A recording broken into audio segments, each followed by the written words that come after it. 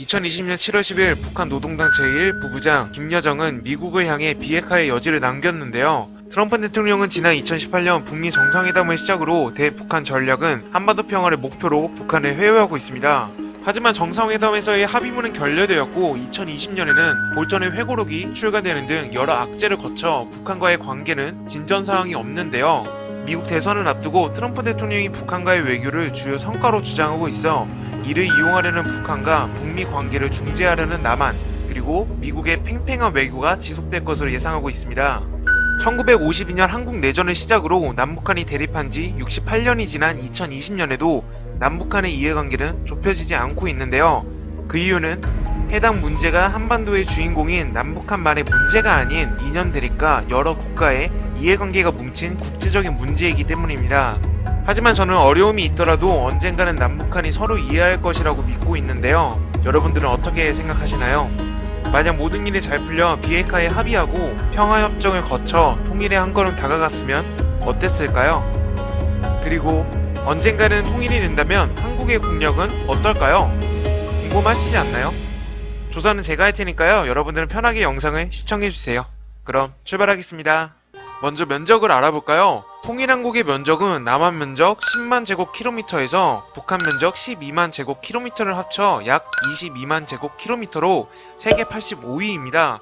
남한의 기준으로는 영토가 2배 정도 증가하는 셈인데요. 신기하게도 인구는 남한이 약 2배가량 많습니다. 남한의 인구는 약 5,100만 명이고 북한은 대략 2,500만 명입니다.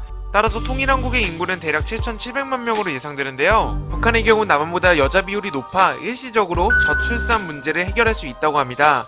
하지만 북한도 이미 고령화 사회로 접어드는 추세인 점을 고려하면 통일 후에도 출산 정책을 장려하는 것이 좋을 것으로 생각됩니다.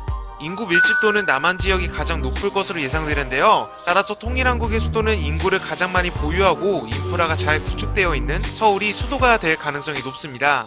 따라서 수도 서울을 중심으로 하는 한반도를 본토로 남쪽에 제주도와 서쪽에 강화도 영종도, 서해에 오도가 있으며 동쪽으로는 울릉도, 독도 등 여러 섬을 보유한 나라가 됩니다.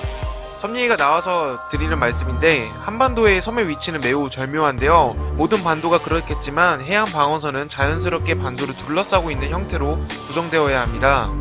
여기서 한반도의 섬은 각각 남해와 동해 그리고 서해 바다에 위치하여 완벽하게 한반도를 커버할 수 있는데요. 해안선의 거점인 섬이 없다면 반도의 해안선 전역을 방어해야 하기 때문에 섬의 위치는 매우 중요하다고 할 수 있겠습니다. 하여튼 전략적인 위치에 섬이 있는 건지 섬이 있어서 전략적인 건지 모르겠지만 한반도의 섬은 매우 중요하다고 할 수 있겠네요. 다음으로 육지 얘기를 해볼까요? 그동안 북한은 남쪽을 경계해왔고 남한은 북쪽을 주로 경계해왔지만 통일을 함으로써 중국과 러시아의 국경에 좀 더 많은 포커스가 맞춰질 것이고 전략 전술도 개편될 것입니다. 따라서 대규모 군대 개편은 필수 불가결인데요. 이런 수만 해도 어마어마합니다. 북한의 조선인민군 120만 명과 남한의 국군 58만 명이 합쳐진 약 180만 명으로 예상되는데요. 미국의 상비군이 140만 명이고 중국의 군대가 대략 200만 명인 점을 고려하면 면적 대비 군인 수는 세계 1위라고 할 수 있겠습니다. 하지만 실제로 통일이 된다면 전쟁의 위험성도 대폭 줄어들기 때문에 인원은 대규모로 감축될 가능성이 높습니다. 남북한의 경제적 차이가 크기 때문에 해당 부분들을 지속적으로 해결하려면 예산이 있어야 합니다. 따라서 적성 국가가 없어진 한반도에서는 대규모 병력이 필요가 없는 것이죠. 실제로 남북한의 경제 규모 차이는 매우 커서 국방비 한 푼이 아쉬울 지경인데요. 소득 격차는 30배에 가까우며 북한의 지역은 제대로 개발된 곳이 없기에 산업 또한 없다고 할 수 있겠습니다. 따라서 통일이 이루어지게 된다면 남한의 경제적 지출은 계산이 안 될 정도의 금액이 들어갈 것으로 예상이 됩니다. 하지만 경제적 어려움은 일시적이라는 관측이 있는데요. 통일이 되면 초기에는 남한과 북한의 경제적 차이 때문에 경제 불황은 필연적이지만 북한 지역의 대대적인 개발과 해외 투자가 증가하여 최종적으로는 경제적 이익이 극대화된다는 것이죠. 실제로 북한의 경우 광물 자원이 많기로 유명하며 석유도 매장되어 있을 수 있다는 연구 결과가 있어 통일이 되면 대규모로 투자가 이루어질 것으로 전망하고 있습니다. 또한 미국 투자회사 골드만삭스는 지난 2007년과 2009년에 한국이 통일했을 경우 2050년에는 통일한국의 국민소득이 미국에 이어 세계 2위로 전망하여진 이력이 있는데요. 2019년에는 세계적인 투자가 짐 로저스가 통일된 한국은 세계가 주목하는 잠재력이 큰 나라가 될 것이라고 말했습니다. 이렇듯 통일한국은 투자의 가치가 있는 땅으로 전 세계적으로 주목을 받고 있는데요. 있는데요. 하루빨리 통일이 이루어져서 다방면으로 국력이 증가했으면 좋겠습니다. 하지만 통일 후 사회 혼란과 경제 악화, 그리고 북한 주민들에 대한 차별 등 사회 문제가 다방면으로 나타날 수 있는데요.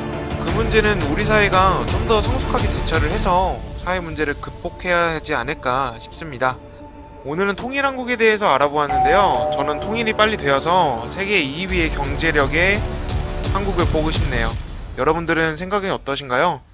의견이 있으시면 댓글로 작성해 주시고요. 영상이 재밌으셨다면 구독과 좋아요를 꼭 부탁드립니다. 저는 다음 영상에서 찾아뵐게요. 시청해주셔서 감사합니다.